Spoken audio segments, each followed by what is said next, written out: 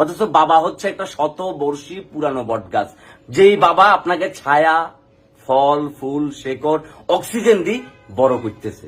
আসলে আমার বাবা নাই, আমার বাবা মারা গেছে। আমি যখন অনেক ছোট ছিলাম তখন আমার বাবা মারা গেছে। বাবার ভালোবাসাটা কি জিনিস ওটা বুঝিবার আগেই আমার বাবা কিন্তু আল্লাহর কাছে পাড়ি জমাইছে। আমার আশপাশে যখন কোনো বন্ধু দেখি তার বাবার সাথে কথা বলতেছে, আমার মনটা খুব ছোট হয়ে যায়। আমার পাশে যখন দেখি যে কোনো বন্ধু তার বাবারে ফোন করি, বাবার খোঁজ খবর নিতেছে, আমার মনটা তখন খুব খারাপ হয়ে যায়। আমি যখন দেখি যে আমার পাশে বসে থেকে কোনো বন্ধুর মোবাইলে তার বাবার কল আসতেছে এবং তার বাবা তারই জিজ্ঞাসা করতেছে, এই তুই কি খাইছস, পকেটে কি টাকা আছে, একটা নাম্বার দে, তোর কিছু টাকা পাঠাই দে, তখন আমার মনটা খারাপ হয়ে যায়। অথচ এই বাবারা হচ্ছে একজন নীরব যোদ্ধা। এই বাবারা নীরবে নিবৃতে চুপচাপ আপনার জন্য যুদ্ধ করে যাইতেছে।